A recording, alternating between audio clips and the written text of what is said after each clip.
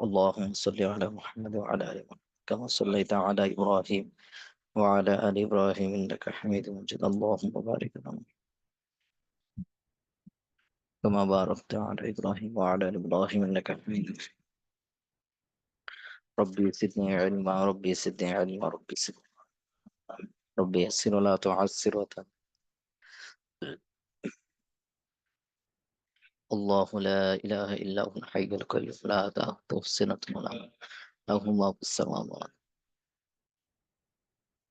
السماوات والأرض من ذا الذي يشفع عنده يعلم ما بين أيديهم وما خلفهم ولا يحيطون بشيء وسع كرسيه السماوات والأرض ولا يؤوده حفظهما وهو العلي العظيم যে আপনারা সকলে ভালো আছেন আল্লাহ তাআলা সবাইকে কেমন রেখেছেন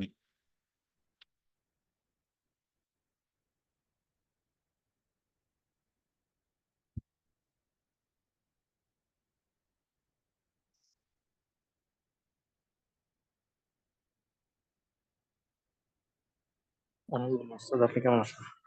জি জি আলহামদুলিল্লাহ আলহামদুলিল্লাহ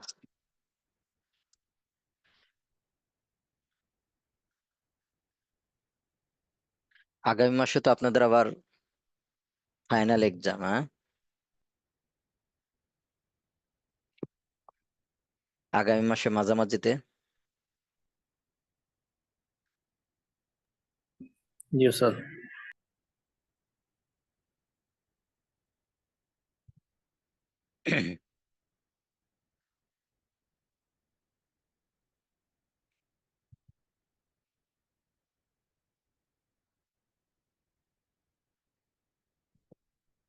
আজকে আমরা আজান এবং একামতের আহকাম নিয়ে আলোচনা করব আজান এবং একামত কেমন কি আজান একামতের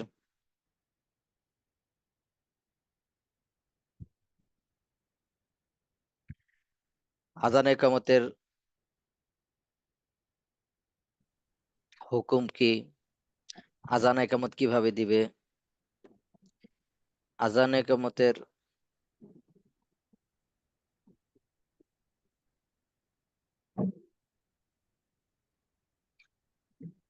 ইত্যাদি ইত্যাদি সব বিধিবিধান সম্পর্কে এখানে মূলত আলোচনা হবে ইনশাআল্লাহ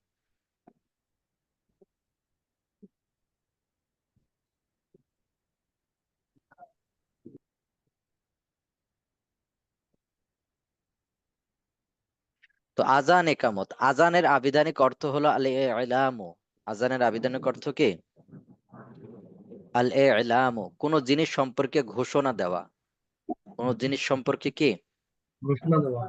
ঘোষণা দেওয়া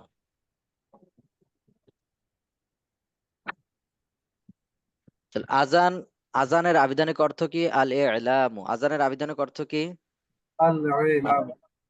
আজানের আবিধানিক অর্থ কি আল-ইলাম। আল ইলামু আজানের আবিধানিক অর্থ কি আল-ইলাম। একামত।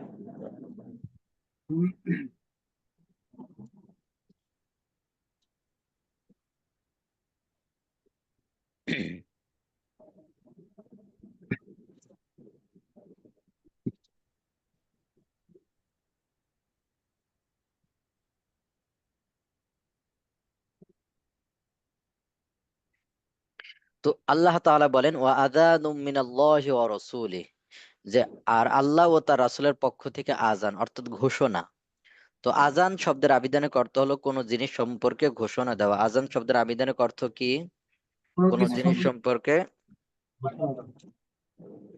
কোন জিনিস সম্পর্কে কি দেওয়া ঘোষণা দেওয়া। ঘোষণা দেওয়া শরীয়তের পরিভাষা আজান বলা হয় কাকে একজন ব্যক্তি সৌদি আরব গিয়েছে কোথায় গিয়েছে সৌদি আরব তো বলতেছে ভাই কি দেখলেন সৌদি আরবে কিভাবে কি তারা কথাবার্তা কিভাবে বলে কিভাবে কি সৌদি আরবে আমি অনেকদিন ছিলাম যে জিনিসটা দেখলাম যে তারা আজান আর সূরা ফাতিহাটা বাংলায় পড়ে আর বাকিগুলো সব আরবিতে আজান আর সূরা ফাতিহাটা কি পড়ে বাংলায় পড়ে। বাংলায় বলে আর বাকিগুলো আরবি। আরবিতে বুঝতে পারছেন হুম? তো শরিয়াতের পরিভাষায় আজান হলো শরীয়ত কর্তৃক অনুমোদিত নির্দিষ্ট শব্দের মাধ্যমে সালাতের সময় সম্পর্কে ঘোষণা প্রদান করা যে শরীয়ত কর্তৃক অনুমোদিত নির্দিষ্ট শব্দের মাধ্যমে, শরীয়ত যে শব্দগুলো করেছে ওই শব্দগুলোর মাধ্যমে, শরীয়ত কর্তৃক অনুমোদিত নির্দিষ্ট শব্দের মাধ্যমে সালাতের সময় সম্পর্কে কি দেওয়া? ঘোষণা প্রদান। হ্যাঁ, ঘোষণা প্রদান করা। তো আজানকে আজান বলে কেন নামকরণ করা হয়েছে? তো আজানের নাম এজন্য আজান হয়েছে যেহেতু মুয়াজ্জিন সাহেব মানুষদেরকে সালাতের সময় জানিয়ে দেন ও তার ঘোষণা প্রদান করেন। আজানের আরেক নাম হচ্ছে নেদা। যেহেতু আজানের মাধ্যমে কি হয়, যে এখন নামাজের রক্ত চলে আসছে, এই সম্পর্কে ঘোষণা দিয়ে দিল, জানাই দিল, এটাকে মূলত আজান বলা হয় এই জন্য।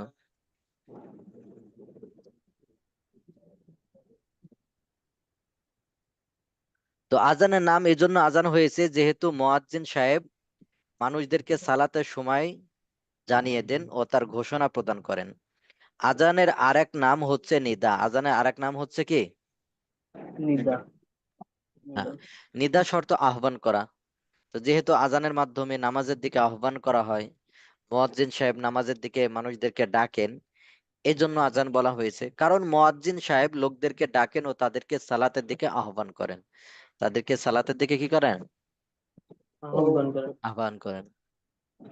তাদের নামকরণটা মূলত কি আল্লাহ ওহির মাধ্যমে করছে নাকি নবীজি এটা নাম দিচ্ছে? এখন আমরা কোনো প্রশ্ন না করি। তো নামকরণের কারণ কি? আজানের নাম এর জন্য আজান হয়েছে যেহেতু মুয়াজ্জিন সাহেব মানুষদেরকে সালাতের সময় জানিয়ে দেন ও তার ঘোষণা প্রদান করেন। মুয়াজ্জিন ঘোষণা প্রদান করেন। আজানের আরেক নাম হচ্ছে নিদা। আজানের আরেক নাম কি? নিদা। নিদা।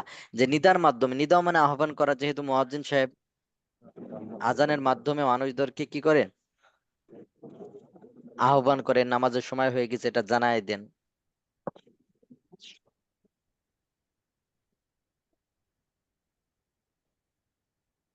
রাসূলুল্লাহ সাল্লাল্লাহু আলাইহি ওয়াসাল্লামের সামনে বেলাল রাদিয়াল্লাহু তাআলা সর্বজা আজান দিয়েছেন। তা হচ্ছে আব্দুল্লাহ ইবনে জায়েদ থেকে বর্ণিত। আজানের শব্দরূপ এরকম, এখানে আজানের শব্দরূপ এখানে দেওয়া আছে। আর ফজরের আজানে হাইয়া আলাল ফালাহ এর পরে আসসালাতু খায়রুম মিনান নাউম এটা বলবে। দুইবার কি? আসসালাতু খায়রুম মিনান নাউম।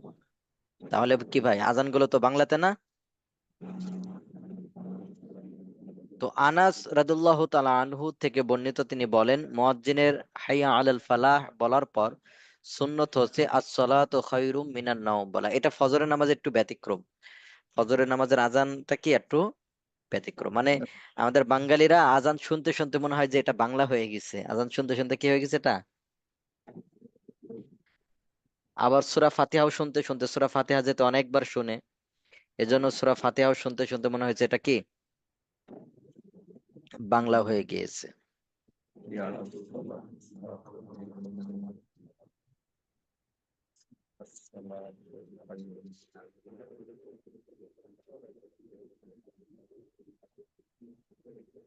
ইকামত। ইকামতের আবিধানিক অর্থ আল ইকামাতু। শব্দটি আকমা ক্রিয়া এর মূল ধাতু বা মাজদার। আরবিতে ইকামাতু শাই তখনই বলা হয় যখন কোনো কিছু স্থির ও সোজা করা হয়। কোনো কিছু স্থির বা সোজা করা হয় তখন এটাকে কি বলে নামকরণ করা হয়? একামত বলে কি করা হয়? নামকরণ করা হয়। বুঝতে পারছেন? তো একামত কাকে বলে? যে একামত শব্দটা সাধারণত যে কোনো কিছু সম্বন্ধে কোনো কিছু সোজা করা হয় এটাকে কি বলা হয়? একামত বলা হয়। তো শরীয়তের পরিভাষায় একামত কাকে বলে? নির্দিষ্ট জিকিরের মাধ্যমে আরম্ভ করার ঘোষণা দেওয়া। নির্দিষ্ট জিকিরের মাধ্যমে সালাত আরম্ভ করার কি দেওয়া? আরম্ভ হওয়ার ঘোষণা দেওয়া। যেহেতু একামতের মাধ্যমে এটা ঘোষণা দেওয়া হয় যে নামাজ এখন শুরু হয়ে গেছে, নামাজ এখন কি হয়ে গেছে? শুরু হয়ে গেছে। তো নির্দিষ্ট জিকিরের মাধ্যমে সালাত আরম্ভ হওয়ার ঘোষণা দেওয়া। অতএব আজান হচ্ছে সময়ের ঘোষণা দেওয়া, যে নামাজের রক্ত শুরু হয়ে গেছে। আর একামত হচ্ছে সালাত আরম্ভের ঘোষণা দেওয়া। আর একামত হচ্ছে কি সালাত আরম্ভের ঘোষণা দেওয়া। তো একামতকে দ্বিতীয় আজান বা দ্বিতীয় আহ্বানও বলা হয়। কারণ ইকামত এবং আজান প্রায় সেম সেম, শুধু একটু পার্থক্য। তো এজন্য একামতকে দ্বিতীয় আজানও বলা হয়। একামতকে কি বলা হয়?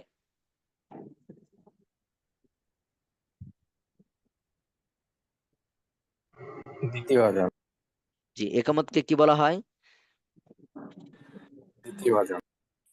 হ্যাঁ, দ্বিতীয় আজানও বলা হয়।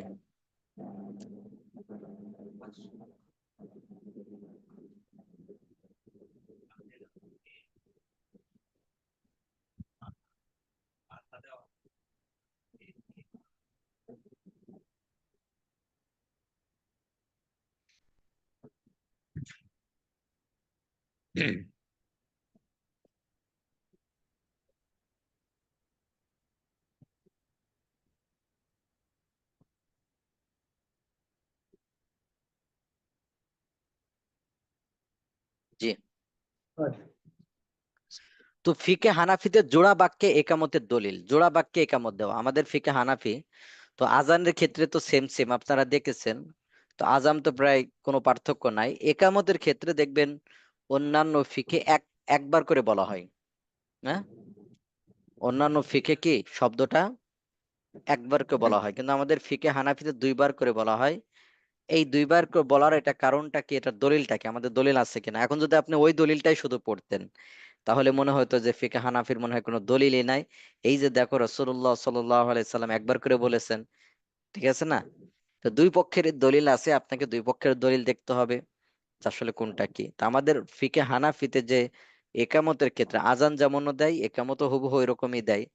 তো এই দুইটার ভিতরে একই রকম দেওয়ার কারণটা কি, জোড়া জোড়াই শব্দ বলার কারণটা কি একামতের ক্ষেত্রে, এ সম্পর্কে আমাদের দলিল হলো হযরত আব্দুর রহমান ইবনে আবি লাইলা রাহমাতুল্লাহি আলাইহি বলেন, মুহাম্মদ সাল্লাল্লাহু আলাইহি ওয়াসাল্লামের সাহাবীগণ আমাদের নিকট বর্ণনা করেছেন যে আব্দুল্লাহ ইবনে জায়েদ আল আনসারী রাদিয়াল্লাহু তাআলা আনহু নবী সাল্লাল্লাহু আলাইহি ওয়াসাল্লাম নিকট আসলেন এবং বললেন, ইয়া রাসূলুল্লাহ রাআইতু ফিল মানাম, আমি স্বপ্নে দেখেছি।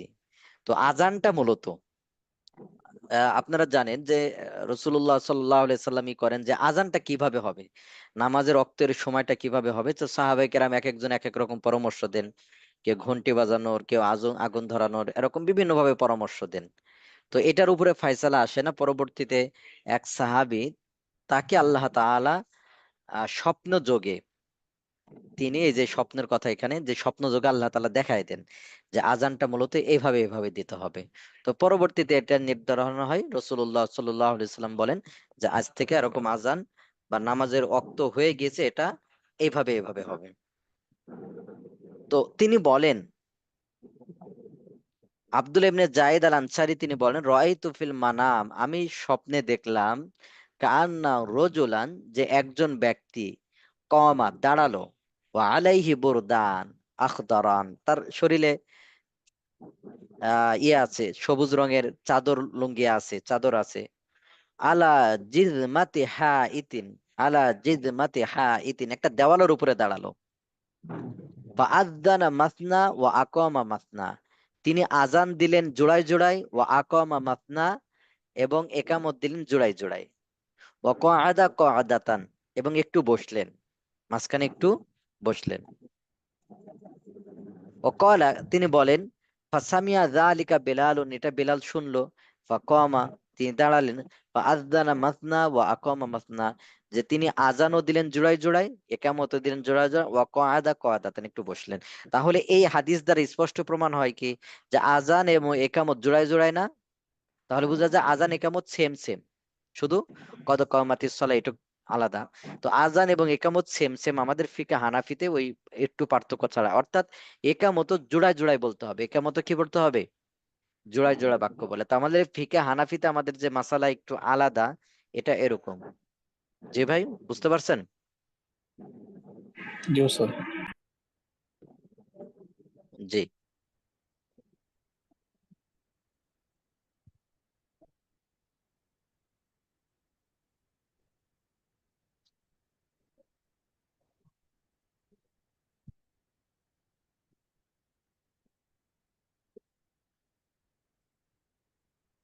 তো আব্দুল ইবনে জায়েদ রাদিয়াল্লাহু তাআলা আনহু থেকে বর্ণিত, কেউ কেউ বলতে পারেন যে উস্তাদ এটা তো সাহাবা, আসলে এটা আল্লাহর পক্ষ থেকে আসছে। এটা কি এক সাহাবার থেকে আসছে নাকি মূলত তার কোনো এখানে ইয়ে আছে বলেন? আর এটা নবীজি তো আল্লাহ তা সত্যায়ন করছে না, নবীজি জি সত্যায়ন জি জি। যেহেতু করছে এটা ইয়ে আর হয়ে নবী গেছে। যে সত্যায়ন করেছে এটা শরীয়ত হয়ে গেছে, এটা আল্লাহর পক্ষ থেকে তারে জানানো হয়েছে। হ্যাঁ, আল্লাহ তাআলার পক্ষ থেকে আসছে এটা মূলত, এটা সন্দেহরই না। আর এটা তো কোনো না, আপনার মনে করেন যে কোরআনে আয়াত না যে ওনার উপরে অবতীর্ণ হয়েছে যে কোরআনের। এটা একটা মনে করেন নামাজের একটা ডাকার একটা সিস্টেম, নামাজের একটা ডাকা সিস্টেম। এটা আল্লাহর পক্ষ থেকে আসছে, তারে আল্লাহর পক্ষ, তারে কি নিজের থেকে কি আসছে নাকি? তার আল্লাহ তাআলা জানাইছেন, আল্লাহর পক্ষ থেকে আসছে। এরপর রাসূলুল্লাহ সাল্লাল্লাহু আলাইহি সাল্লাম এটা সত্যায়ন করেছে, বাস এটাও শেয়ারে হয়েছে। হুম? তো আব্দুল ইবনে জায়েদ রাদিয়াল্লাহু তাআলা আনহু থেকে বর্ণিত যে কানা আযানু রাসূলিল্লাহি সাল্লাল্লাহু আলাইহি ওয়াসাল্লাম শাফাআন শাফাআন ফিল আযানি ওয়াল ইকামাতি। তো এটাতে আমরা কিছুটা মনে করতে পারি যে এটা হলো পরামর্শ ভিত্তিক কাজের মতো। যেমন অনেক সময় রাসূলুল্লাহ সাল্লাল্লাহু আলাইহি সাল্লাম কি নিজের থেকে সিদ্ধান্ত দিয়েছেন, অনেক সময় সাহাবায়ে কেরামের মাধ্যমে পরামর্শ করেছেন যে এটার ব্যাপারে কি করা যায়, এটার ব্যাপারে কি করা যায়, পরামর্শ করেছেন না? তো অনেক পরামর্শ ক্ষেত্রে সরাসরি আল্লাহর পক্ষ থেকে, তো এই ক্ষেত্রেও এরকম। তো ওই সাহাবীকে আল্লাহ তাআলা স্বপ্ন যোগে জানিয়ে দিয়েছেন, এটা আল্লাহ রসুলের কাছে বলেছেন, আল্লাহ রসুল সত্যায়ন করেছেন, এটাই স্থির হয়ে গেছে, এমন আর কি বিষয়টা। জি। তো আব্দুল ইবনে জায়েদ রাদিয়াল্লাহু তাআলা আনহু থেকে বর্ণিত যে কানা আযানু রাসূলিল্লাহি সাল্লাল্লাহু আলাইহি ওয়াসাল্লাম শাফাআন শাফাআন ফিল আযানি ওয়াল ইকামা, যে রাসূলুল্লাহ সাল্লাল্লাহু আলাইহি ওয়াসাল্লামের আযান এবং ইকামত ছিল জোড়া জোড়া শব্দে। তাহলে এই হাদিস দ্বারাও স্পষ্ট এরকম অনেকগুলো হাদিস আছে যে আযান এবং ইকামত জোড়ায় জোড়া বাক্যে হয়। আযান এবং ইকামত কি বাক্যে হয়? জোড়া জোড়া জোড়া। জোড়া বাক্যে, জোড়া জোড়া বাক্যে হয়। তাহলে এগুলোর দ্বারা স্পষ্ট প্রমাণ হয়, এগুলো দ্বারা কি স্পষ্ট প্রমাণ হয় যে আজান এবং একামত জোড়া জোড়া বাক্যে এবং একই রকম। আজান একামত জোড়া জোড়া বাক্যে কি এবং একই রকম, শুধু কদ কওমাতিস সালাহ এটা তো আলাদা। তাহলে আমাদের ফিকহে হানাফির আরো অনেক দলিল আছে। তাহলে শুধু এই যে আমি আপনাদেরকে একটা, আমরা ব্যালেন্স করা শিখবো, সেটা বলতে কি, যেমন আমরা কথা বললে কিন্তু সব রকমের কথা চিন্তা ভাবনা করি বলি। আর দেখা যাচ্ছে যে আপনারা অনেক সময় দেখা যাচ্ছে যে হাদিস পড়বেন, তো পড়তে পড়তে দেখলেন হঠাৎ করে একটা পাইছেন, এই যে হাদিসের ভিতর পেয়েছি। তো এর বিপরীত যে হাদিস আছে কিনা বা এটা দলিল কি, এই বিষয়টা কিন্তু একটা জানা থাকা দরকার, জানা থাকা দরকার না ভাই? আমি আপনাদেরকে একটা উদাহরণ দিয়েছিলাম যে দেখা যাচ্ছে অন্য ফিকে কিছু পার্থক্য থাকে, আমাদের ফিকে কিছু পার্থক্য থাকে। অন্য ফিকে কি পার্থক্য থাকে, আমাদের ফিকে পার্থক্য থাকে। তো স্বস্থানের দলিল আছে, দুইটারই কি আছে, দলিল আছে। আপনি যদি একটা দলিল জানেন তাহলে তো আপনি করবেন এই তো পেয়েছি, কিন্তু না, এর বিপরীত দলিল আছে কিনা আপনাকে দেখার দরকার। তো একামতের ক্ষেত্রে দেখবেন যে সৌদি আরবের যারা আছে বা আরব কান্ট্রি গুলোতে দেখবেন তারা বাক্যগুলো একবার একবার বলে, তো তাদের দলিল আছে। তো আমরা যে জোড়া বাক্য বলি, তো আমাদের এরকম এই যে দুইটা হাদিস আরো অনেক দলিল প্রমাণ আছে।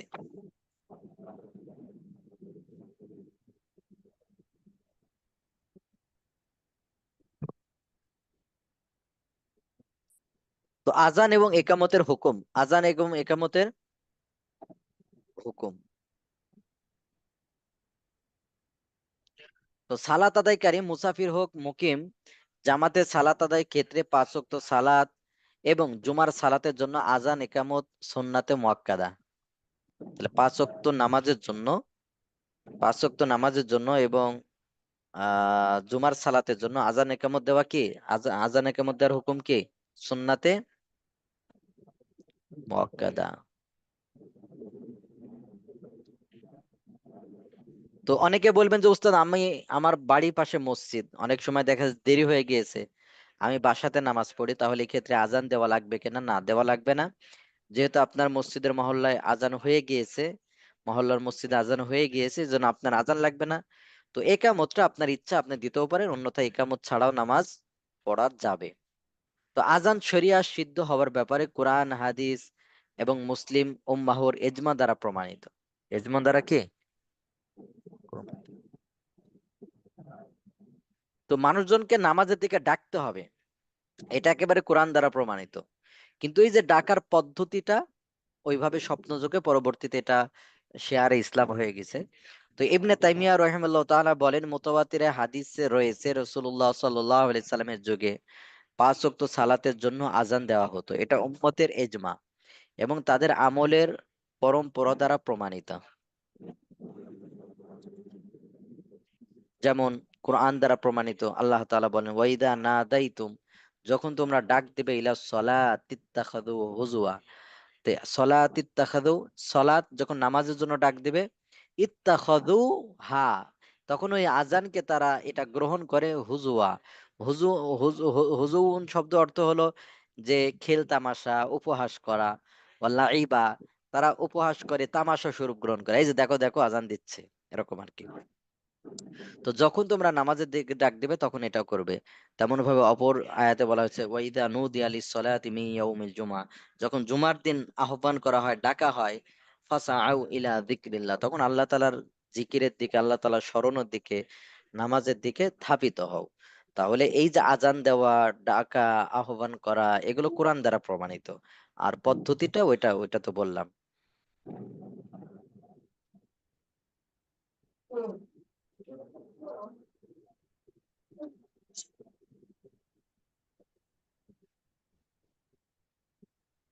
তো আজান এবং মুয়াজ্জিনের ফজিলত সম্পর্কে অনেকগুলো হাদিস রয়েছে। মুয়াবিয়া ইবনে আবু সুফিয়ান রাদিয়াল্লাহু তাআলা আনহু বলেন, আমি রাসূলুল্লাহ সাল্লাল্লাহু আলাইহি ওয়াসাল্লামকে বলতে শুনেছি, আল মুআদ্দিনুনা আতওয়ালুন নাসি আনাকাল ইয়াউমাল কিয়ামা, যে মুয়াজ্জিনগণ কিয়ামতের দিন সবচেয়ে উঁচু গর্দানের অধিকারী হবে। সুবহানাল্লাহ। তাহলে আমাদের বাংলাদেশে মুয়াজ্জিনকে নিম্ন শ্রেণী ধরা হয়। আমাদের বাংলাদেশে মুয়াজ্জিনকে কি ধরা হয়? নিম্ন শ্রেণী দেখে মেরে, দেখবেন যে গরিব, চলতে পারে না, তারে মুয়াজ্জিন হিসাবে রাখা হয়। তারে মুয়াজ্জিন হিসাবে কি করা হয়? রাখা হয়। অথচ সৌদি আরবে কাদেরকে মুয়াজ্জিন রাখা হয় বলেন দেখি? মুয়াজ্জিনরা মানে কি ওই দেশের বড় বড় দেখতুন না? জানেন এটা? জি ভাই,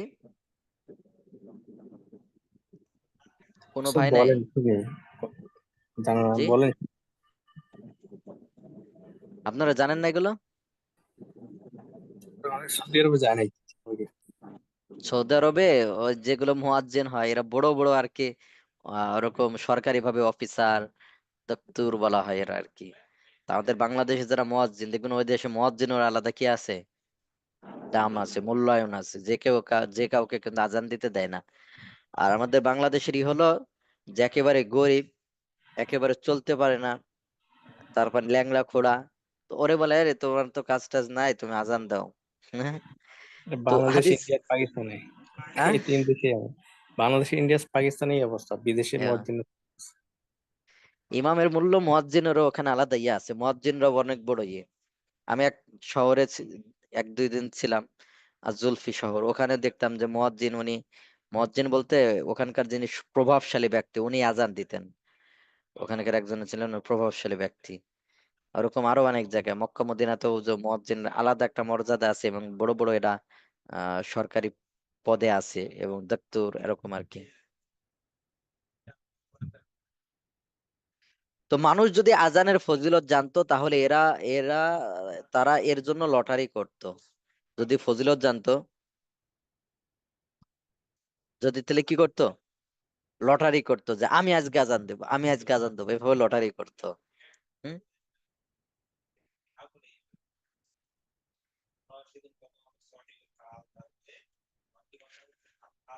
তো মানুষেরা যদি আজান ও প্রথম কাতারে ফজিলত জানতো, অতঃপর তারা লটারি ব্যতীত তার সুযোগ না পেত, তাহলে অবশ্যই তারা লটারিতে অংশগ্রহণ করত। তাহলে প্রথম কাতারে নামাজ পড়ারও কিন্তু অনেক সওয়াব। আমরা দেখবেন অনেক সময় ইচ্ছা করে পিছনে কাতারে বসে, এরকম না করা। প্রথম কাতারে, প্রথম কাতারে কি সওয়াব বেশি, প্রথম কাতারের সওয়াব বেশি। আর একটা আজানের কথা বলতে, যে আজানের যে সওয়াব, এটা যদি জানতো তাহলে লটারি করতো, লটারি লটারি। যদি তারা সালাতে দ্রুত যাওয়ার ফজিলত জানতো, তাহলে তারা সেজন্য প্রতিযোগিতা করত। যদি তারা এশা ও ফজর সালাতের ফজিলত জানতো, তাহলে তারা হামাগুড়ি দিয়ে হলেও তাতে অংশগ্রহণ করত। তাহলে এই ফজিলত গুলো আমরা না জানার কারণে দেখা যাচ্ছে যে জামাতে যায় না, তারপরে আজান দেই না, এশা ফজরের নামাজে দেখা যাচ্ছে অন্ধকার হয়ে গেছে, আমরা বাসাতে একা একা পড়ি, ইত্যাদি ইত্যাদি আরো অনেক কিছু করি। জি। তাহলে মানুষেরা যদি আজান ও প্রথম কাদের ফজিলত জানতো তাহলে কি করতো? লটারির মাধ্যমে, যে আজকে আমি আজান দেব, আজকে আমি কি করব, আজান দিব, এটা লটারির মাধ্যমে লটারি হতো। তাহলে অবশ্যই তারা লটারিতে অংশগ্রহণ করত। যদি তারা সালাতে দ্রুত যাওয়ার ফজিলত জানতো তাহলে সালাতে দ্রুত যাইতে হবে। আমরা তো দেখবেন আহ অফিসে অথবা আহ দেখা যাচ্ছে ব্যক্তিগত কাজে আমরা সময় ব্যয় করি, নামাজের আর 1 মিনিট আছে, বুঝতে পারছেন? জি উস্তাদ। নামাজের 1 মিনিট আছে বা নামাজে দাঁড়িয়ে গেছে, একামত চলছে, তখন আমরা নামাজে যাই, এরকম করি। হ্যাঁ, এরকম না করা। তাহলে তারা সেজন্য প্রতিযোগিতা করতো। যদি তারা এশা ও ফজরের সালাতের ফজিলত জানতো, এশা এবং ফজরের নামাজে কি ফজিলত, তাহলে এই জন্য তারা প্রতিযোগিতার মাধ্যমে যেত। প্রতিযোগিতার মাধ্যমে কি যেত। যেত।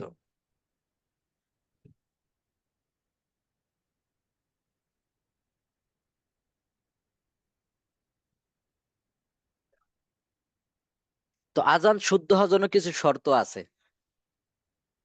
তো আজান শুদ্ধ হওয়ার জন্য কিছু শর্ত রয়েছে যার সম্পর্ক আজানের সাথে, আরো কিছু শর্ত রয়েছে যার সম্পর্ক মুয়াজ্জিনের সাথে। তা আজান সম্পৃক্ত শর্ত কি কি? ধারাবাহিক ভাবে আজান দেওয়া, এমন না 2টা বাক্য বলে কিছুক্ষণ বিশ্রাম নিয়ে আবার দেওয়া। তো ধারাবাহিক ভাবে আজান দেওয়া, কি দেওয়া? ধারাবাহিক ধারাবাহিক ভাবে ভাবে দেওয়া। আজান দেওয়া, কোনো থেমে থেমে,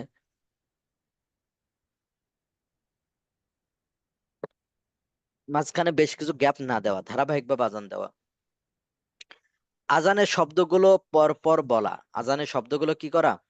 পরপর বলা। জি।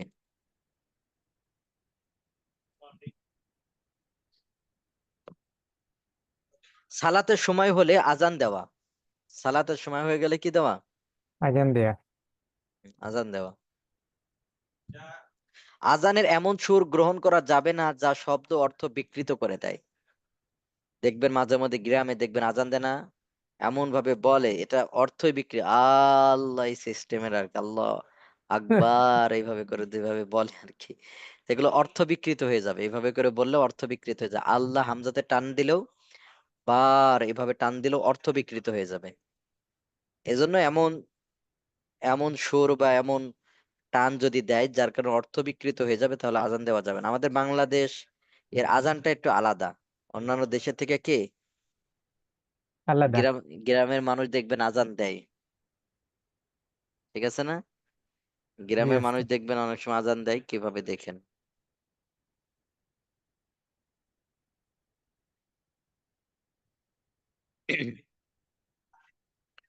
সুন্নত অনুযায়ী নির্দিষ্ট সংখ্যা মোতাবেক আজান দিবে, তাতে কম বেশি করবে না। যেভাবে আজান শিক্ষা লাভ করেছে ওইভাবে আজান দিবে। হ্যাঁ, এক ব্যক্তির আজান দিতে হবে, 2 জনের আজান শুদ্ধ নয়। একজন আজান দিল, একটু পরে আরেকজন আজান দিল, এরকম না। কয় ব্যক্তি আজান দিতে হবে? একজন। এক ব্যক্তি। এক ব্যক্তি। যদি এক ব্যক্তি আজান আরম্ভ করে অতঃপর অপর ব্যক্তি তা পুরো করে, তাহলে আজান শুদ্ধ হবে না। তবে কয়েকজন মুয়াজ্জিন একসাথে আজান দিতে পারবে। একসাথে দেওয়া একটা বিষয়, আর একবার আজান দেওয়া হয়ে গেছে পরে আরেকজন দিবে, এটা কিন্তু আরেক বিষয়। এজন্য এক। আজান সম্পৃক্ত একটা শর্ত, একসাথে বেশ কয়েকজন দেওয়া যাবে, একসাথে বাক্য বলবে, একসাথে শেষ করবে, এইভাবে দেওয়া যাবে। কিন্তু একজন মানে দিল, একটু পরে আরেকজন দিল, আরেকজন দিল, এইভাবে করে দেওয়া যাবে না। একসাথে বলতে অনেক সময় যে যে মাল্টিপল গান গায়, মানে গান গাওয়ার কথাই বলছি আমি, যে গান গায় না একসাথে এইরকম। আর গানের সাথে না, আজান মানে না না একসাথে না। ই করে না, গজল যেরকম একসাথে তিন জি জি জি চারজন মিলে গজল। বলে। জি জি জি ওটাই হ্যাঁ, বলছি ওই আমি। সিস্টেমের আর কি, আল্লাহু আকবার এভাবে একসাথে শুরু করলো, সবাই একসাথে। একসাথেই শেষ করলো আর কি। মানে তো এটা কি সাধারণত উচ্চ উচ্চ স্বরের জন্য, মানে আগে তো টেকনোলজি ছিল না এই কারণে মনে হয় এইভাবে। টেকনোলজি না থাকলেও ভাই ওই সময় যেভাবে ছিল এখন ওইভাবে চলে আসছে, বুঝতে পারছেন? এখান থেকে কম বেশি করা যাবে না। যেমন কাজে আঙ্গুল দেওয়ার ব্যাপারে আপনি বলবেন যে ওস্তাদ ওই সময় তো আওয়াজ জোরে করার জন্য, এটা এইভাবেই বলতে হবে। না এখন ওস্তাদ বলবেন আমি যে ওইটা বললি হ্যাঁ না, এই যে মানে একসাথে আজান দেওয়া জায়েজটা ওই কারণেই মেবি, যেহেতু আগে ইয়া ছিল না। ভাই, এটা ওইভাবে করে নিজের থেকে করা যাবে না, মানে যেভাবে আচ্ছা হোক এটা বৈধ আর কি। মানে ঠিক বলা আছে যাবে ভাই? আর কি, এটা হচ্ছে বিষয়। হ্যাঁ হ্যাঁ, এটা মোলা বলা যাবে, এটা বৈধ। তাহলে এখানে আজান সম্পৃক্ত কিছু শর্ত ধারাবাহিকভাবে আজান দিতে হবে, আজানের শব্দগুলো পরপর বলতে হবে, সালাতের সময় হলে আজান দেওয়া, আজানে এমন কোনো সুর দেওয়া যাবে না যার কারণে অর্থ বিকৃত হয়ে যায়, উচ্চ স্বরে আজান দেওয়া, সুন্নত অনুযায়ী নির্দিষ্ট সংখ্যা মোতাবেক আজান দিবে, এক ব্যক্তিকে আজান দিতে হবে। উস্তাদ একটা প্রশ্ন ছিল। ভাই প্রশ্ন পরে করে, ঠিক আছে। আমাদের ভিতর যারা আপনারা কথা বলেন, অনেক ভাই দেখবেন চ্যাট বক্সে বলে, ওনারা কথা বললে এটা ডিসকানেক্ট হয়ে যায়, ওনারা এটা প্রবলেম হয়। এই জন্য প্রশ্ন বা জিজ্ঞাসা শুধু আমার ক্ষেত্রে হা হু বলবেন, হ্যাঁ, আর যত প্রশ্ন আছে আমরা শেষের দিকে বলবো, নাহলে অনেকের এটা ডিস্টার্ব হয়। তো মুয়াজ্জিন সম্পৃক্ত কিছু শর্ত, মুয়াজ্জিন সম্পৃক্ত কিছু শর্ত, যে মুয়াজ্জিন কেমন হতে হবে, কিভাবে কি, এই বিষয় সম্পর্কে।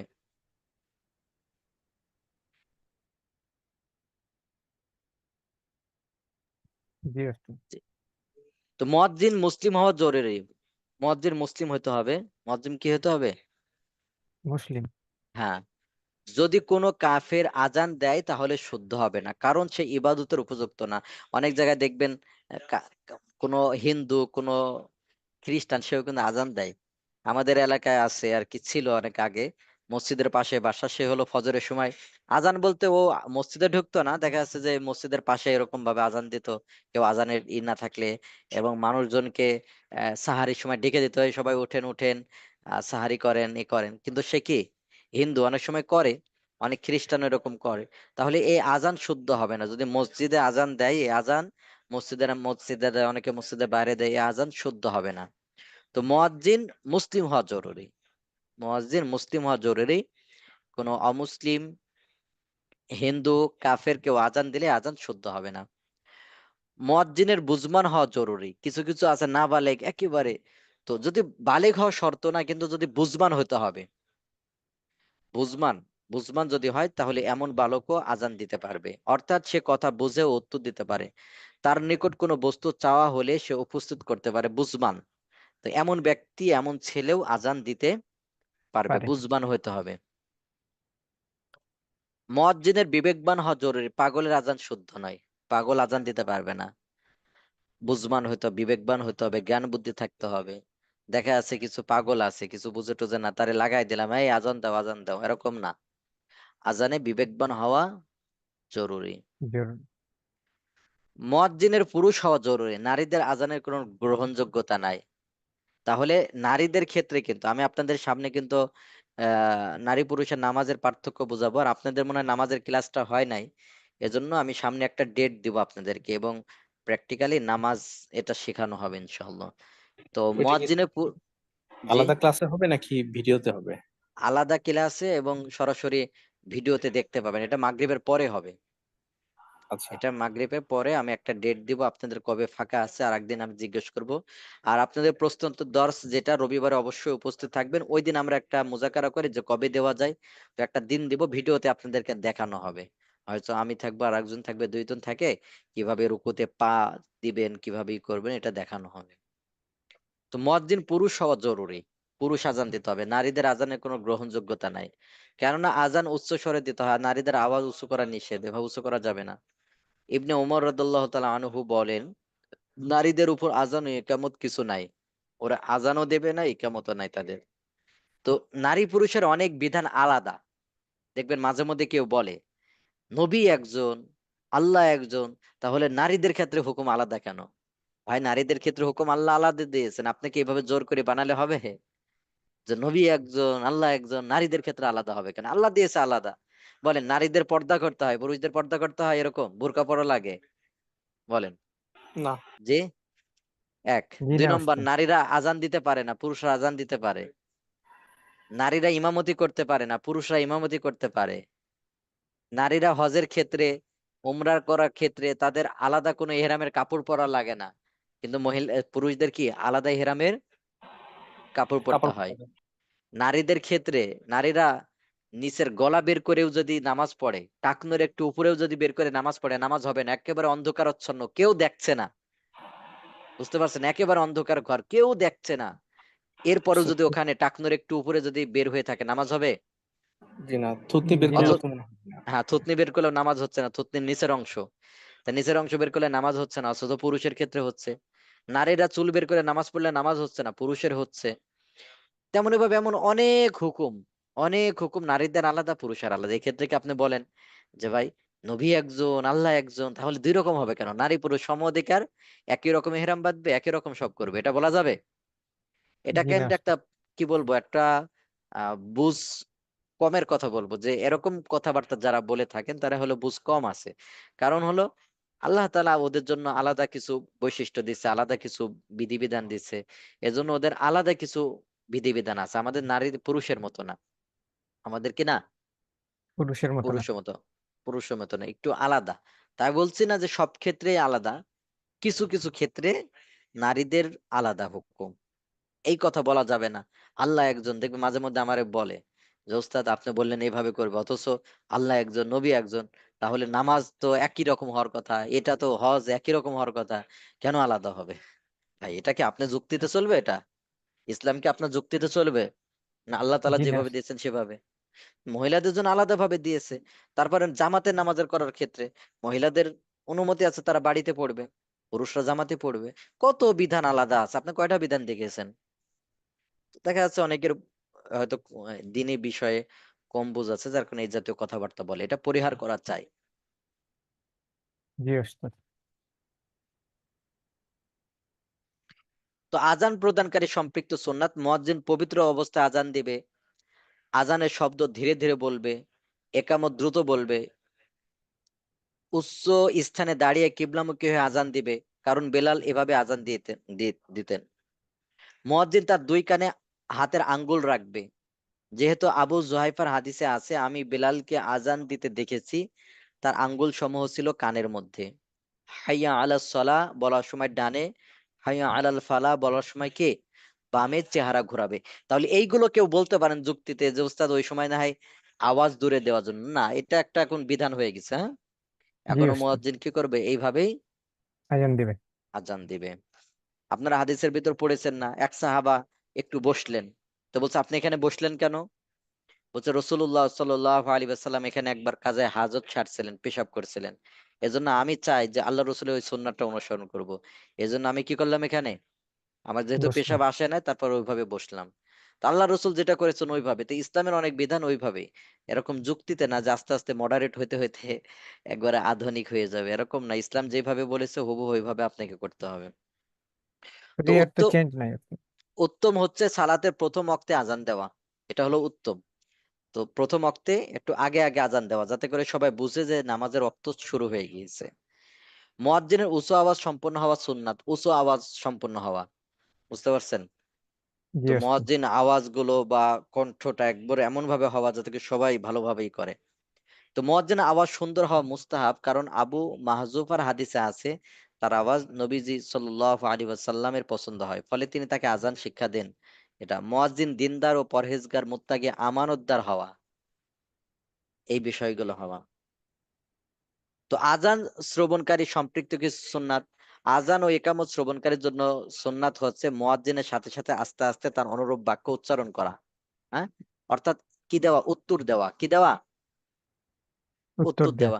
আমরা দেখবেন আশহাদু আন্না মুহাম্মাদুর রাসূলুল্লাহ বলার সময় সাল্লাল্লাহু আলাইহি সাল্লাম বলে না, মুয়াজ্জিন যেভাবে আজান দিবে হুবহু সেইভাবেই বলবেন। মুয়াজ্জিন যেভাবে আজান দিবে হুবহু কি করবেন, ওইভাবে বল। সেভাবেই বলবেন। শুধু হাইয়া আলাস সালাহ, হাইয়া আলাল ফালাহ, এই এই ক্ষেত্রে লা হাওলা ওয়ালা কুওয়াতা ইল্লা বিল্লাহ এটা বলতে হবে। তাছাড়া মুয়াজ্জিন যেভাবে আজান দিবে আপনি হুবহু ওইভাবেই বাক্যগুলো। আচ্ছা, পুরো ওই বাক্যটা সেম বললে হবে না? মুয়াজ্জিন যা বলতেছে সেম তাই, আর হাইয়া আলাস সালাহ পরে হাইয়া আলাল প্রশ্ন ফালাহ করি, এগুলো? প্রশ্ন না না, ওটার জন্য আলাদা ইকামত, উত্তরের ক্ষেত্রে আলাদা আসছে। তো জাবের রাদিয়াল্লাহু তাআলা আনহু থেকে বর্ণিত রাসূলুল্লাহ সাল্লাল্লাহু আলাইহি সাল্লাম বলেছেন, আপনাদের মনে হয় বললাম কিছুক্ষণ আগে, প্রশ্নগুলো পরে করবেন ভাই। তো যে ব্যক্তি আজান শ্রবণ করে বলে আল্লাহুম্মা রাব্বা হাদিহি দাওয়াতি তাম্মা, এই দোয়াটা একটু লম্বা চড়া যেটা, এটা পড়ে কিয়ামতের দিন তার জন্য আমার শাফাত বৈধ হয়ে যাবে, রাসূলুল্লাহ সাল্লাল্লাহু আলাইহি সাল্লাম বলেন। এর জন্য সুবহানাল্লাহ। আপনারা এটা বলার চেষ্টা করবেন। তো ইন্নাকা লা তুখলিফুল মিআদ, এটা অনেক জায়গায় অতিরিক্ত আসছে। তো যখন কারো কোনো আজানের ধ্বনি পৌঁছবে, সে পুরুষ বা নারী, পবিত্র হোক বা জুনুবি, তার উচিত আজানের জবাব দেওয়া সুন্নাত। কোরআন বা জিকির করতে থাকলে তা বন্ধ করে আজানের জবাব দেওয়া সুন্নাত। সুন্নাত। যদি পথ চলা অবস্থায় হয় তাহলে দাঁড়িয়ে পড়া মুস্তাহাব, আজান হওয়া কালে তার জবাব দেওয়া ব্যতীত অন্য কোনো কাজে রত হওয়া ঠিক নয়, না সালাম দিবে আর না তার জবাব। এজন্য আজান যখন দিবে তখন এগুলো করা। যদি একাধিক মসজিদ থেকে আজান হয় তাহলে একটির জবাব দেওয়াই যথেষ্ট। যদি একাধিক ব্যক্তি হয় তাহলে কি একটি। যারা আজানের জবাব দিবে না, সালাত আদায়কারী, পানাহার অবস্থায় ইস্তেঞ্জাকারী, স্ত্রী সহবাসে লিপ্ত ব্যক্তি। তবে অনেক আলিমের মতে আজান পরক্ষণে যদি উল্লেখিত কাজ থেকে অবসর হয় তাহলে সঙ্গে সঙ্গে আজানের জবাব দিয়ে দেওয়া উচিত। কোরআন তেলাওয়াতকারী তেলাওয়াত সাময়িক বন্ধ রেখে আজানের জবাব দেওয়া উত্তম। তো একামতের জবাব দেওয়া মুস্তাহাব। আজানের মতো মুসল্লিদের জন্য একামতের জবাব দেওয়া মুস্তাহাব। একামতের জবাবও আজানের অনুরূপ। শুধু একামতের মধ্যে কদ কমাতিস সলা এই ক্ষেত্রে আকামাহুল্লাহ ও আদামাহা এটা পড়া। হ্যাঁ, আকামাহুল্লাহ ও আদামাহা এটা পড়া। জি, আরো বিস্তারিত আপনারা আইফোতাতে এটা সংক্রান্ত। তো মহিলারা হাইজ নেফাজ অবস্থাতে আজানের জবাব দিতে পারবে। মহিলারা হাইজ নেফাজ অবস্থাতে কি করতে পারবে? আজানের জবাব কাজে দিতে পারবে। পারবে।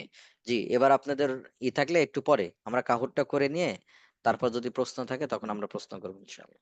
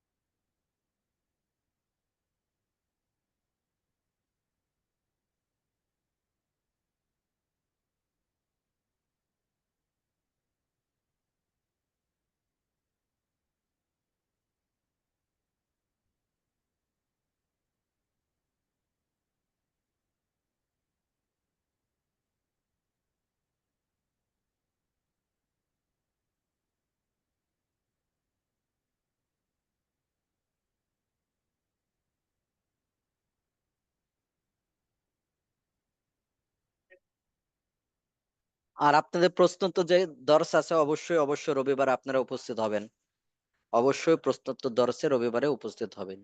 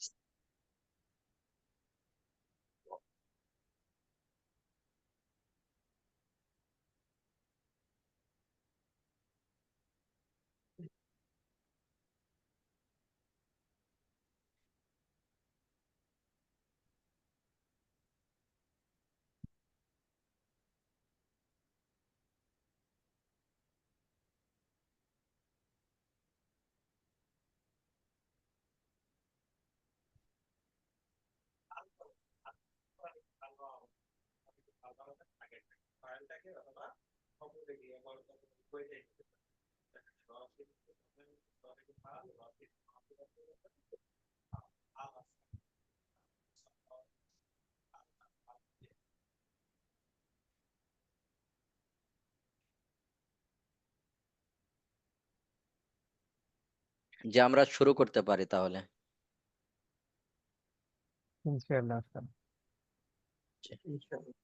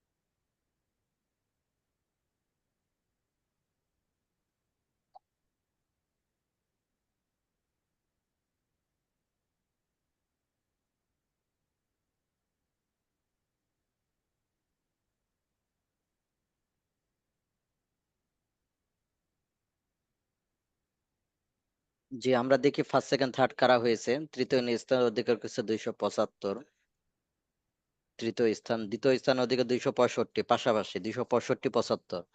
প্রথম স্থান অধিকার করেছে কে দেখা যাক, 58। জি, কারো যদি প্রশ্ন থাকে আজকে দার্সের উপরে আপনারা প্রশ্ন করতে পারেন। জি, উস্তাদ, যেটা প্রশ্ন করতে চাইছিলাম যে ধরেন আর আজান দিতে আপনারা যারা প্রশ্ন করবেন হ্যান্ড রাইজ করেন, ওনাদেরকে সুযোগ করে দেওয়া হবে। হ্যাঁ, আসসালামু আলাইকুম ওস্তাদ, একটা বিষয় ছিল একটু বলে যাই। ওয়ালাইকুম আসসালাম ওয়া রাহমাতুল্লাহ। জি ভাই বলেন। ওস্তাদ, ওই যে আমাদের দু একজন ভাই আমাদের আইওএম এর যে ম্যানেজমেন্টের যেই লোগোটা আছে এটা ইউজ করতেছে, আসলে এটা তো ইউজ করা উচিত না। তো যে সমস্ত ভাই আসলে আইওএম এর লোগোটা ইউজ করেন, এটা এই লোগোটা ইউজ করেন না, কারণ এটা ম্যানেজমেন্টের লোগো তো। জি জি, মাঝে মাঝে শেয়ারের যেটা। না না, আইওএম এর ম্যানেজমেন্টের যে একটা লোগো আছে, মানে আইওএম এর লোগো ইউজ করা দরকার নেই এখানে। 852 রোল নাম্বার। জি জি, তাহলে এটাই করবেন। হ্যাঁ, জি জি ভাই, প্রশ্ন কাদের আছে? জি আসসালামু আলাইকুম ওস্তাদ। ওয়ালাইকুম আসসালাম ওয়া রাহমাতুল্লাহ। জি ভাই বলেন। জি ওস্তাদ, যে মুয়াজ্জিনের আমরা অনেক সব জানলাম তো, এর উদ্দেশ্যে যদি আমরা যদি আজান দেই তাহলে কি আমরা ওই সাধারণ যারা থাকে তারা যেসব আপনার ফজিলত কথা বোঝা বর্ণিত যাচ্ছে না। ফজিলত বলতে মুয়াজ্জিন যারা কন্টিনিউ হবে তাদের তো বিশেষ ফজিলত, তার সওয়াব বেশি। আপনি মাঝে মধ্যে আজান দিলে মাঝে মধ্যে সওয়াব পাবেন। ঠিক আছে ভাই। আসসালামু আলাইকুম একদিন, ওস্তাদ। হ্যাঁ ওয়ালাইকুম সালাম ওয়া রাহমাতুল্লাহ। আজান নামকরণটা কি মানে আল্লাহ ওহির মাধ্যমে কি করছে নাকি নবীজি এই নামটা দিয়েছে? আযানুন এই শব্দটা তো কোরআনে আছে, একেবারে কোরআনের আয়াত। আযান শব্দটা। জি স্যার। জি জি। আসসালামু আলাইকুম ওস্তাদ জি। ওয়ালাইকুম আসসালাম ওয়া রাহমাতুল্লাহ। একজন ও- একজন করে বলেন। ওস্তাদ জি, আমরা এই আগের দর্শে একটা কোশ্চেন ছিল যে ওই নামাজ আমাদের আরাফাত ময়দানে আসর আর জোহরের নামাজ একে আজানে আর ইকামতে পড়তে হবে। তো এটার কি কোনো কোনো বিপক্ষ দলিল আছে যে আলাদা আলাদা টাইমে ওয়াক্ত সময়তে জোহর আর আসর নামাজ পড়া যাবে? আলাদাটা তো এক আলাদা না, ওটা একসাথে পড়তে হবে, ওটা একসাথে অ্যাকচুয়ালি সবার জামাতে। উস্তাদজি, 2017 সালে মাসাল্লাহ আমি হজ করেছিলাম। আমাদের মুফতি সাহেবরা কোনো দলিল দেয়নি, বাট আমাদের বইয়ে লেখা আছে, আমার একটা বই দিয়েছিল, লেখা আছে যে ওয়াক্ত সম্মত ওয়াক্তের মধ্যে তোমার তাঁবুতে বসে বসে জোহরের নামাজ আদায় করবে এবং আসরের আসর টাইমে আপনি আদায় যদি করবে। আলাদা যদি পড়েন তো নামাজ তো হয়েই যাবে। আলাদা পড়লে নামাজ হবে না, এটা তো নামাজ হয়ে গেল। কিন্তু একসাথে পড়লেও হবে, ওইটা আলাদা। হ্যাঁ আচ্ছা, আমরা সবাই বাইরে খুব চিন্তিত ছিলাম, তাহলে আমাদের কি হলো, মা বাবা আমার সবাই, থাক আলহামদুলিল্লাহ, তাহলে নামাজ হয়ে গেছে জি আমাদের। জি জি জি, নামাজ হয়ে যাবে। জি জি। সালামু জি আলাইকুম। ওয়ালাইকুম সালাম ওয়া রাহমাতুল্লাহ। জি ভাই বলেন। ওস্তাদ, যে প্রশ্নটা হচ্ছে যে অনেক সময় এটা হঠাৎ, মানে যখন আজান হয় এবং মোটর সাইকেলে যখন থাকা হয়, তখন দেখা যাচ্ছে যে রানিং করতে করতে হয়তো আজানের অর্ধেক পার্টের জবাব দেওয়া হয়ে গেছে, কিন্তু এই জায়গাটা ক্রস করার পরে আর ওই সাউন্ডটার বাকি অর্ধেকের সাউন্ড আর আমি শুনি নাই। তো এই ক্ষেত্রে কি আইডিয়া করে জবাবটা দিয়ে দেওয়া জি যাবে, জি, দিয়ে নাকি দিয়ে দিয়ে দেবেন। জি জি জি। নাকি হচ্ছে আমি মোটরসাইকেল মানে স্টপ করে ওই জায়গাটা পুরোপুরি জবাব দিয়ে তারপরে আবার রানিং করা, এটা মনে হয় উত্তম হবে? এটা উত্তম, কিন্তু অনেক সময় তো থামা হয় না। জি। জি জি জি। জামাতে খালি থাকলে পাশের মানুষকে সামনে দেওয়ার আদব আছে কি? মানে পাশের মানুষ সামনে মানে বুঝে নাই। এমনি আরবরা জামাতে খালি থাকলে অটোমেটিক চলে যায়, আপনি অটোমেটিক চলে গেলে নামাজ ভাঙবে না। মনে করেন সামনের কাতারে দেখছেন যে একজন ফাঁকা হয়ে গেল, চলে গেছে, তা আপনি অটোমেটিক পিছন থেকে সামনে চলে যেতে পারবেন, এতে নামাজ ভাঙবে না। আরবদের জি এটা বলা লাগে না, আরবরা অটোমেটিক এটা পাশের জায়গা পূরণ করে নেয় নামাজের ভিতরে, বুঝতে পারছেন? তো এটা আমার খুব ভালো লাগছে। অন্যান্য দিকে কয়েকটা দিক আমার খুব মানে খুবই লাগছে। বাংলাদেশে এটা হলে তো মনে করবেন কি, একটা হলো যে অটোমেটিক ফাঁকা হয়ে গেছে, অটোমেটিক জায়গাটা তারা পূরণ করে নেবে নামাজের ভিতরে। নামাজের ভিতরে সামনে কাতারে গেলে একটু পাশে সরে গেলে এতে নামাজ ভাঙ্গে না। ছিনাগুলো বা অন্যান্য বিষয় তো ঠিক থাকবে। আর একটা বিষয় দেখছি, মেসোয়াক, ওরা খুব মেসোয়াকের পাবন্দি করে। খুব মেসোয়াক দেখবেন, কম বেশি সবাই আধা ঘন্টা ধরে 10 মিনিট 20 মিনিট ধরে মেসোয়াক করতেছে, কিন্তু আমাদের বাংলাদেশে ওরকম মেসোয়াকের উপর আমল খুবই কম হয়, ওইভাবে পাওয়া যায় না। জি। উস্তাদ হচ্ছে মেয়েরা তো বাসায় একাকী যখন নামাজ পড়বে, ফরজ নামাজ, তখন তো একামত দেবে না, তাই না? জি জি, তাদের আজান একমত নাই। জি ওস্তাদ, কারণবশত যদি স্ত্রীকে সাথে নিয়ে যদি বাসায় সালাত আদায় করা হয় ফরজের, তাহলে মানে একামত তো আমারই দিতে হবে, মানে পুরুষ যিনি ইমামতি করবেন তিনি তো একামত দেবেন, তাই না? জি জি জি জি। জি। প্রথম রাকাত না পেলে পরের রাকাতে অত- সানা, সানা হলো পড়া সুন্নাত। এটা আপনি পরের রাকাতে পড়বেন, একেবারে আবার যখন শুরু করবেন তখন পড়বেন আর কি। নামাজ শুরু বলতে কি, আপনি এক রাকাত পান নাই প্রথম রাকাত, তো দ্বিতীয় রাকাতে সানা তো নাই, এই একেবারে প্রথম রাকাত যখন আদায় করবেন একেবারে নামাজের শেষের দিকে, তখন চাইলে পড়তে পারেন। জোহরের নামাজের দ্বিতীয় রাকাতে বসে নেই, সাহু সেজদাও দেয় নাই। এখন নামাজ কি হয়েছে, জোহরের নামাজের দ্বিতীয় রাকাতে বসে নাই, আপনি ওই নামাজটা আবার দোহরাই নেবেন। যেহেতু ইচ্ছা করে সাহু সেজদা দেন নাই, ওয়াজিব ছিল, তো ওই নামাজটা আবার দোহরাই নেবেন। উস্তাদ হচ্ছে হচ্ছে মসজিদে একবার জামাত হয়ে গেছে, তো দ্বিতীয় জামাত করার সময় কি একামত দিতে হবে? ভালো, উত্তম। আর মসজিদের না, দ্বিতীয় জামাত করার ব্যাপারে কিন্তু ইয়ে আছে, মসজিদে দ্বিতীয় জামাত করবেন না, ওই বারান্দা অথবা এক পাশে দেখা যায় কোনায় যে যদি সম্ভব হয় সেখানে মেডিকেলে করবেন, মসজিদে করবেন না। মেডিকেলের অথবা জি এমনি কোনায় লাগে, না হলে হয় না, জি। অথবা অনেক জায়গায় থাকে এরকম। তো মানে মসজিদের অফিস ভিতরে করে দেখলাম একটু দূরে গিয়া, মসজিদের ভিতরেই করে মেইন অংশটা। মেন অংশ না, দ্বিতীয় জামাতটা মসজিদের ভিতর করবেন না, ওটা পাশে, তাহলে প্রথম জামাতের তো ই থাকবে না, ওটা পাশে এখন করবেন। দেখতেছি এটা ট্রেন্ড হয়ে গেছে অনেক জায়গায়, মসজিদের মধ্যেই ধরেন একটু সাইডে মাঝখানে বা পিছনে প্রথম অংশের মধ্যে। এটা না করে একেবারে সাইড বারান্দাতে চল্লাবেন, অথবা করারই দরকার নেই, একা একা পড়বেন, অন্যথায় এটা অভ্যাসে পরিণত হয়ে গেলে দেখা যাচ্ছে যে ইয়ে হয়ে যাবে। হ্যাঁ জি, যে, স্ত্রীকে নিয়ে একটু আগে এক ভাই প্রশ্ন করলেন যে স্ত্রীকে নিয়ে জামাত পড়া, স্ত্রীকে নিয়ে আসলে জামাত করা বা মানে কোন টাইপের নামাজ জামাত পড়া যাবে, ফরজ, ওয়াজিব, সুন্নাত বা সব নামাজই নফল? পড়া যায় আর কি। উনি বাই চান্স বলতে, স্ত্রীকে বাই চান্স হ্যাঁ স্ত্রীকে মুক্তাদি বানিয়ে আমি ইমামতি করে নামাজ পড়া যাবে? জি জি পড়া যাবে, তবে উম, স্ত্রীকে পিছনে দাঁড় করাতে হবে আর কি। এটা ওটা বাই আলাদা চান্স, ভাবে কিছু, সবসময় না। হ্যাঁ হ্যাঁ হ্যাঁ, বা আপনি সব সময়তে পড়বেন এরকম না, মসজিদে নামাজ পড়া কি সুন্নতে মক্কা দেন না? হয়তো বাই চান্স আপনি কোনো কারণবশত ই হয়ে গেছে তখন ভিন্ন কথা। এখন প্রতিদিনই করলো তাহলে তো আলাদা একটা ই হলো না, প্রতিদিন না, হয়তো বাই চান্স কোনোদিন আপনি যেতে পারেন নাই, সেটা ভিন্ন কথা, এমন আর কি। জি জি স্যার, ওইটাই আমি বলছিলাম। একজন বলতেছে তাহা বিদ্যুৎ না থাকার কারণে একবার মুখে আজান দেওয়া হয়েছে, আজান দেওয়ার পর আবার বিদ্যুৎ আসলে না, বিদ্যুৎ ওই একবার আজান হয়ে গেছে, আবার ডবল দরকার নেই আজান দেওয়ার। সেটা আবার কি একাকে প্রশ্ন? নামাজ পড়লে কি তাকবীর আস্তে পড়বো নাকি জোরে পড়বো? ইচ্ছা, মাগরিবের নামাজ, ঈশার নামাজ, ফজরের নামাজ একাকি চাইলে জোরে আওয়াজে সূরাগুলো পড়তে পারেন, ইচ্ছাধীন, আপনি আস্তেও পড়তে পারেন। নফল নামাজ যদি, যেমন তাহাজ্জুদ নামাজ যদি স্ত্রীকে পিছনে নিয়ে জামাতে পড়ি তাহলে কি ভাই কিরাত গুলো জোরে জোরে পড়বো? তাহাজ্জুদ নামাজের ব্যাপারে আছে জামাতে পড়ার ব্যাপারে, হ্যাঁ ওটা একটুই করবেন, মানে ডাকা ছাড়া এমনি যদি পড়েন, মাঝে মধ্যে পড়লেন, একটা আবশ্যক করে নিলে কোনো জিনিস ই হবে না, মাঝে মধ্যে হঠাৎ পড়ছেন সেটা ভিন্ন কথা, হ্যাঁ তখন কি জোরে পড়বো কিরাত নাকি আস্তে পড়বো? জোরে পড়বেন, আস্তে পড়লেও হবে, সমস্যা নেই। ওস্তাদ, আরেকটা বিষয় জানা ছিল যে গ্রামের দিকে যে জিনিসটা দেখা যায়, জি যে মুয়াজ্জিন নির্দিষ্ট থাকে, তো অনেকেই মুসল্লির মধ্যে অনেকেই উৎসাহী আজান দেয়, কিন্তু তাদের আজানটা একেবারেই অশুদ্ধ। তো সেক্ষেত্রে কি তাকে আজান দিতে দেওয়া কি উচিত হবে? না, ঠিক হবে না। স্টেশনের নামাজের জায়গায় প্রতিনিয়ত, স্টেশনের কথা আলাদা, আমি তো স্টেশন বলি নাই, স্টেশন, বাস স্টেশন, রাস্তার পাশের মসজিদগুলো একটু আলাদা, ওই ক্ষেত্রে একটু পার্থক্য আছে। আর যে মসজিদগুলো তো ইমাম মুয়াজ্জিন সব ঠিক আছে এবং ওরকমই না, সেখানে এরকম দ্বিতীয় জামাত ওইভাবে করা ই না। আর যেটা স্টেশন, এটার প্রতিনিয়ত তো আসছে জামাত হচ্ছে, আসছে জামাত হচ্ছে, এটার ক্ষেত্রে তো আমি বলি নাই। উস্তাদ জি, আজানের আগে বা পরে অনেক সময় কিছু দোয়া, যেমন বিশেষ করে ফজরের নামাজ বা এই টাইপ আজানে, ফজরের আজানের আগে পরে অনেক সময় কিছু দোয়া, ঘুম থেকে ওঠার দোয়া বা ইত্যাদি ইত্যাদি পড়া হয়, এটা আসলে জায়েজ বা কি শরীয়তে বৈধ নাকি অবৈধ, বা এটার আর কি ইয়ে কি ঘুমের হুকুম দোয়া তো কি? আছে আলাদা, আমি তো বুঝলাম না, ঘুমের দোয়া আছে না, ঘুম থেকে এটা তো ওঠার দোয়া? আমাদের আমাদের বিভিন্ন অঞ্চলে বা গ্রামে এটা সাধারণত আজানের আগে পরেও কিছু আজানের কিছু শোনা আগে যায়। বলবে, ওই আজানে মাইকে বলবে?